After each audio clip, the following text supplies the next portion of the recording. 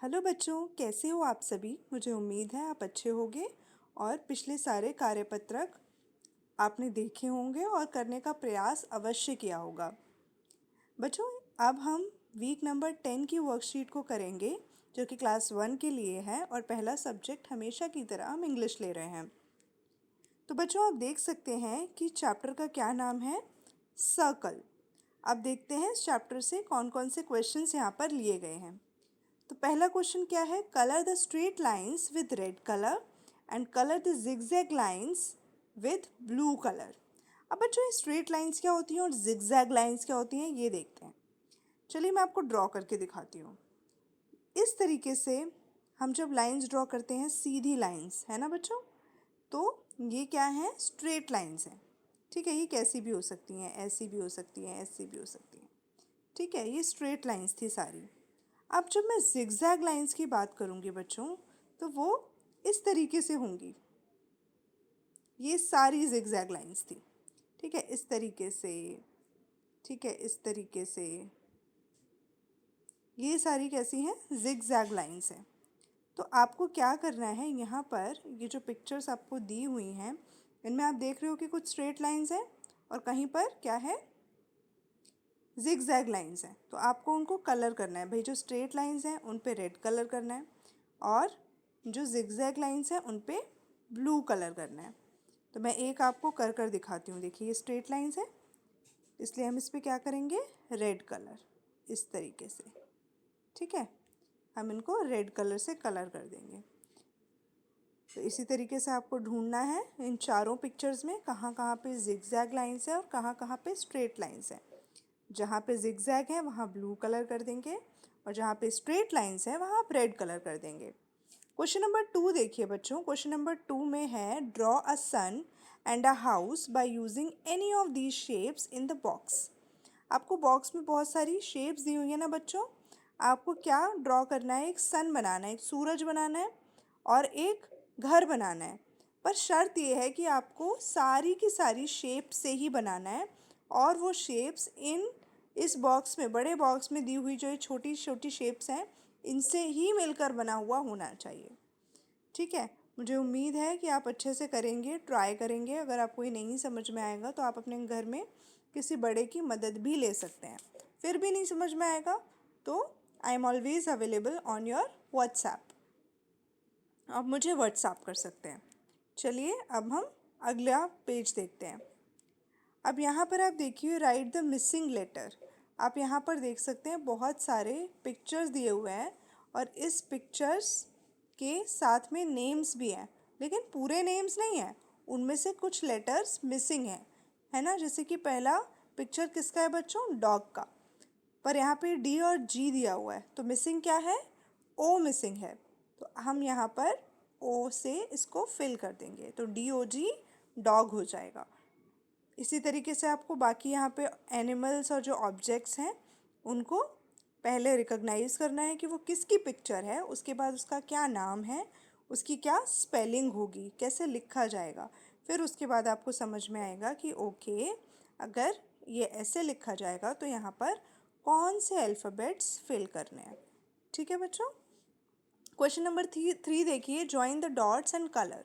आपको डॉट्स को जॉइन करना है और उसके बाद जब पूरी पिक्चर यहाँ पर मिल जाएगी तो आपको सुंदर सुंदर कलर्स उसमें भरने हैं। चलिए अब आगे चलते हैं अगले पेज पर। यहाँ पर आप देखिए बहुत इंटरेस्टिंग एक्टिविटी है, काउंट एंड राइट। आपको काउंट करना है और लिखना है। यहाँ पर भाई क्या काउंट करना है, देखिए, my hat has dash circles. ये यहाँ पर एक पपेट सा है। अब ज्योमेट्रिकल शेप्स से बना हुआ है ना। ज्योमेट्रिकल शेप्स मतलब सारे की सारी शेप्स का, आकृतियों का इस्तेमाल इनको बनाने में हुआ है। यहाँ पर वो ये पूछ रहा है कि माई हैट हैज़, भाई यहाँ पर जो इसकी हैट है उसमें कितने सर्कल हैं। सर्कल मतलब ये वाली शेप बच्चों, ये इस तरीके की शेप, इसको क्या बोलते हैं, सर्कल। फिर कितने रेक्टेंगल हैं, तो रेक्टेंगल कैसा होता है बच्चों, रेक्टेंगल होता है इस तरह का। कितने स्क्वायर्स हैं, स्क्वायर होता है इस तरह से बनता है। ठीक है, तो आपको काउंट करना है अच्छे से और फिर लिखना है। फिर अगला क्या आ जाएगा, माई फेस हैज़, फेस, ये वाला फेस वाला हिस्सा ये है। भाई अब इस फेस में कितने सर्कल हैं बताइए। मुझे तो 2 सर्कल्स, 4 सर्कल दिख रहे हैं, 2 ये आईज और 2 आईज के अंदर छोटी छोटी ब्लैक आईज, तो 4 सर्कल। और ये पूरा फेस भी तो एक बड़ा सर्कल ही है, तो कितने सर्कल हो गए बच्चों, 5 सर्कल्स। ट्राइंगल कितने हैं, ट्राइंगल तो बच्चों एक ही है। और स्क्वायर कितना है, 0, एक भी स्क्वायर नहीं है इस फेस में। तो हम यहाँ पर लिख देंगे 5 सर्कल्स, 1 ट्राइंगल एंड 0 स्क्वायर। इस तरीके से मैंने आपको एक करके दिखा दिया है और आप बाकी खुद करेंगे। चलिए अब हम अगली वर्कशीट हिंदी की वर्कशीट पे मूव करते हैं। हिंदी की वर्कशीट में अब है बड़ी ई की मात्रा बच्चों। बड़ी ई की मात्रा मतलब ई, आपको ज़्यादा खींचना है। अब की बार ज़रा पढ़कर देखते हैं तब समझ में आएगा। यहाँ पर देखिए किसकी पिक्चर है, एक लड़की की, है ना। तो ला का पे बड़ी ई की मात्रा लगी तो क्या बन गया, लड़की। बा का रा पे बड़ी की मात्रा लगी तो क्या बन गया, बकरी। लड़की, बकरी। इस तरीके से यहाँ पर आप देख सकते हैं 2 पिक्चर्स को। बाकी यहाँ पर ग्रीन बॉक्स में कुछ शब्द दिए हुए हैं जिनको पढ़ने का प्रयास आपको करना है। आप अपने घर में किसी बड़े को सुना सकते हैं तो आपको पता चल जाएगा आप सही पढ़ रहे हैं या नहीं। इसके अलावा यहाँ पर जो ब्लू डब्बा है ना बच्चों, इसमें कुछ छोटे छोटे वाक्य दिए हैं जिसमें बड़ी ई की मात्रा का बहुत उपयोग हुआ है। वहाँ पर आपको देखो लाल रंग से दिखाई हुई हैं सारी बड़ी ई की मात्राएं। तो आपको ये पढ़ना है, इसको पढ़ने का प्रयास करना है। चलिए अगले पृष्ठ पर देखते हैं। अब यहाँ पर थोड़ा सा लिखने का काम है। आपको क्या करना है, यहाँ पर शब्दों को तोड़कर लिखा गया है ना, अक्षरों और मात्राओं में, और फिर हमें उसको अच्छे से पढ़ना है और मिला के पूरा शब्द क्या बन रहा है हमें इसके सामने लिखना है। जैसे कि पहला आपको देखिए कर भी दिखाया हुआ है। सा, सा पे बड़ी ई की मात्रा तो क्या बना, सी। ता पे आकर डंडा, ता, तो क्या बन गया, सीता। यहाँ पर सीता लिखा हुआ है। इसी प्रकार से अगला देखिए, माँ पे आकर डंडा, फिर माँ पे बड़ी ई की मात्रा क्या बन गया, मामी। तो यहाँ पर सामने आपको पूरा मामी लिखना है। मुझे उम्मीद है आपको समझ आया होगा और आप ये सारे खुद करने का प्रयास ज़रूर करेंगे। बहुत अच्छी एक्सरसाइज है बच्चों, इससे आपकी बड़ी की मात्रा का कॉन्सेप्ट लिखने में भी प्रैक्टिस में आएगा। चलिए अब अगली वर्कशीट देखते हैं। अगली वर्कशीट है बच्चों गणित की। तो गणित में आप देखिए उपविषय क्या है, 6 और 7 की गिनती। भाई 6 और 7 हमें लिखने की प्रैक्टिस करनी है सुंदर सुंदर। तो सबसे पहले यहाँ पर डॉटेड दिया हुआ है ना, डॉट डॉट्स में इसको आप पूरा कर सकते हैं तो आपकी अपने आप लिखने की काफ़ी अच्छी प्रैक्टिस हो जाएगी। ये क्या है बच्चों, 6, और ये नीचे वाला क्या है, 7। तो बच्चों 6 कैसे लिखते हैं, ऐसे, है ना, और 7 कैसे लिखते हैं, ऐसे। तो 6 और 7 आपको लिखने की प्रैक्टिस करनी है। अब देखिए अगला प्रश्न क्या है, संख्या 7 से पहले वाली संख्या खाली बॉक्स में लिखो। भाई संख्या 7 से पहले क्या आता है गिनती में, 6, तो आपको यहाँ क्या लिखना है, पहले वाले डब्बे में 6। अब प्रश्न 6 देखो, संख्या 6 के बाद वाली संख्या बॉक्स में लिखो। तो आपको क्या करना है, यहाँ पे जो संख्या 6 है, 6 के बाद क्या आता है, 7, तो 7 कहाँ लिखना है, अगले डब्बे में। ये तो बहुत आसान है। अब देखिए प्रश्न 4, वस्तुओं को गिनो और उसकी संख्या खाली बॉक्स में लिखो। यहाँ पर का में और खा में कुछ वस्तुएं दी गई हैं, है ना। जैसे का में सारी पतंगें दी हुई हैं और खा में सारे गुलाब के फूल दिए हुए हैं। तो का में आपको सारी पतंगें यहाँ पे गिननी है और फिर ये खाली डब्बे में लिखना है कि वो कितनी पतंगें हैं। यहाँ पर हमको सारे गुलाब के फूल गिनने हैं और फिर यहाँ पे हमें सामने लिखना है कि ये सारे फूल कितने हैं। अब प्रश्न 5 देखते हैं, कोई भी 6 गोले बनाइए। ठीक है, तो आपको क्या करना है, 6 गोले बनाने हैं। एक यहाँ पहले से बना हुआ है, ठीक है। आप 5 और बनाएंगे तो टोटल कितने हो जाएंगे, 6। कोई 7 चौकोर बनाइए, कोई भी 7, छोटे बड़े बहुत बड़े आप चौकोर बनाइए, लेकिन कुल कितने होने चाहिए, 7। मुझे उम्मीद है आपको ये समझ आया होगा। चलिए अब आगे देखते हैं। अगला विषय है बच्चों पर्यावरण अध्ययन। पहले हमने अपने धार्मिक, सांस्कृतिक त्योहारों के बारे में पढ़ा था, याद है आपको? पिछले कार्यपत्रक में हमने उनकी बात की थी। इस बार हमारे राष्ट्रीय त्योहारों पे कार्यपत्रक है। राष्ट्रीय त्योहार बच्चों वो त्योहार हैं जो हमारे देश से जुड़े हुए हैं, है ना? जो किसी धर्म विशेष पर आधारित नहीं है, बल्कि इन्हें सभी धर्मों के, सभी जातियों के लोग मिलजुल कर मनाते हैं। जैसे कि हमारे भारत में 3 राष्ट्रीय पर्व मनाए जाते हैं। पहला गणतंत्र दिवस, दूसरा स्वतंत्रता दिवस और तीसरा गांधी जयंती। गणतंत्र दिवस 26 जनवरी को मनाया जाता है बच्चों, क्योंकि इस दिन हमारा संविधान लागू हुआ था। उसके बाद अगला क्या है? स्वतंत्रता दिवस। वो कब मनाया जाता है? 15 अगस्त को। क्यों? क्योंकि उस दिन हमारा देश आज़ाद हुआ था। और गांधी जयंती कब मनाई जाती है? गांधी जयंती 2 अक्टूबर को मनाई जाती है, क्योंकि इस दिन गांधी जी का जन्म हुआ था।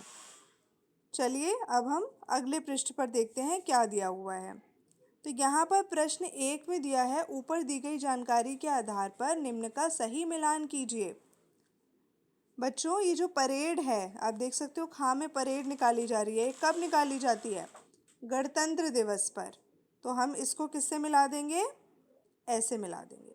इसी तरीके से स्वतंत्रता दिवस पर कहाँ पर कार्यक्रम होता है? लाल किले पर। तो हमें इसको ऐसे मिलाना होगा। इसी तरीके से जो आखिरी बचा है वो एटलीस्ट आप खुद करिए, गांधी जी से संबंधित है, तो आप उसे अच्छे से कर सकते हैं। अब देखिए प्रश्न 2, बॉक्स में दिए गए शब्दों की सहायता से हमें रिक्त स्थान भरने हैं।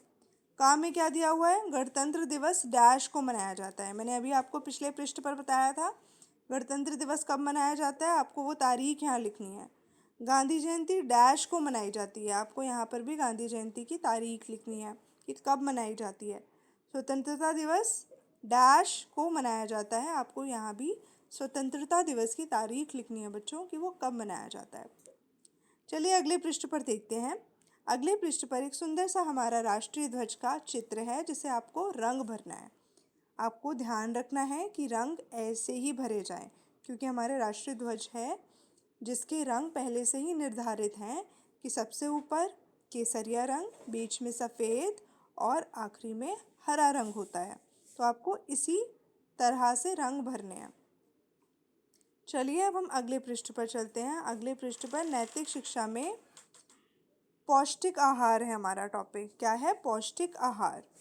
चलिए हम पौष्टिक आहार के ऊपर बात करते हैं कि ये होता क्या है। आज हम बात करेंगे पौष्टिक आहार या न्यूट्रिशन की। सबसे पहले यह समझना ज़रूरी है कि आखिर पौष्टिक आहार है क्या।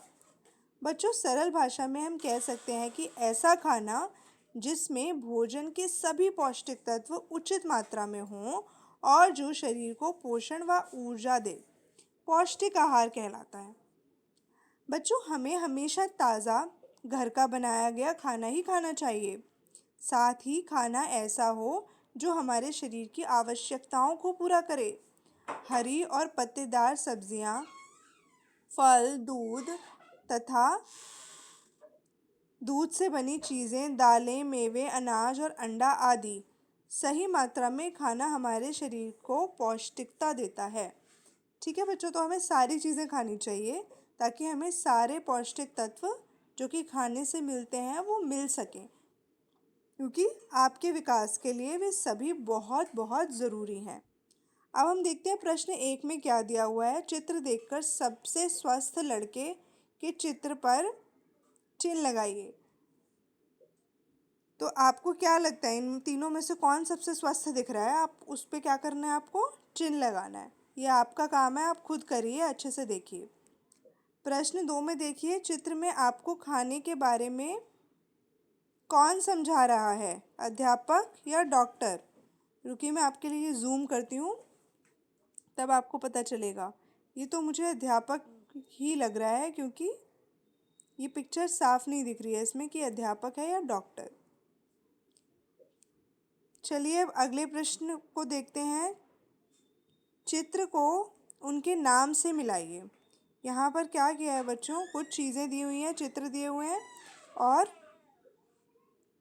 उनके नाम दिए हुए हैं। हमें क्या करनी है? यहाँ पे मैचिंग करनी है। तो आप देखिए पालक है या अगले पृष्ठ पे है पालक, आप मिला सकते हैं। अखरोट ये रहे, गाजर आपको अगले पृष्ठ पे मिल जाएगी और बाकी चीज़ें भी आपको अगले पृष्ठ पर मिल जाएंगी। देखिए यहाँ पर दिया हुआ है, यहाँ पर शिमला मिर्च दी हुई है, टमाटर दी हुई है और पालक और गाजर पीछे दिए हुए थे। तो मुझे उम्मीद है आपको ये समझ में आया होगा। अब हम देखते हैं प्रश्न 4। ऊपर दिए गए चित्र को देखकर बताइए आप इसमें बनी कौन कौन सी चीज़ें खाते हैं। देखिए ऊपर पृष्ठ में, ऊपर यहाँ पे जो चित्र है बच्चों, इसमें बहुत सारी चीज़ें दी हुई हैं। अब आपको ये बताना है कि आप इनमें से कौन कौन सी बनी हुई चीज़ें खाते हो, इनसे क्या क्या बना हुआ है आप खाते हो, है ना। तो आपको बताने हैं उन चीज़ों के, उन खाने की चीज़ों के नाम, उन व्यंजनों के नाम बताने हैं, उन डिशेस के नेम्स बताने हैं आपको। आइए अब एक कविता सुनते हैं। अरे वाह, अब तो कविता की बारी है, हम अच्छे से सुनेंगे। क्या खाएं? आओ बच्चों जल्दी आओ, खाने की अपनी थाली लाओ। सोनू, जोज़फ, दीपक, माजिद, हमको यह बतलाते जाओ। भोजन की है जो तुम्हारी थाली, क्या वो देती तुमको खुशहाली? हम यह बताएं तुमको आज, क्या है पौष्टिक भोजन का राज। पिज़्ज़ा बर्गर तो तुम खाओगे, हवा भरा गुब्बारा बनते जाओगे। फल सब्जी दूध दही जो खाओगे, नित दिन बढ़ते जाओगे। आँखों में चमक दे गाजर प्यारी, दूर भगाती है बीमारी। मेथी पालक शलजम खाओ, चुकंदर लाल टमाटर खाओ। शरीर में फिर तो खून बनेगा, तुम भी इनसे लाल लाल हो जाओ। दालें पनीर सलाद और खीरा, बढ़ते बच्चों की बने सवारी। जो तुम चाहो सैलिड सॉलिड बनना, खाओ ताज़ा गुड़ और गन्ना। केला आम सेब अंगूर, यह सब रखे रोगों को दूर। आंवले खाओ खट्टे खट्टे, बन जाओ तुम हट्टे कट्टे।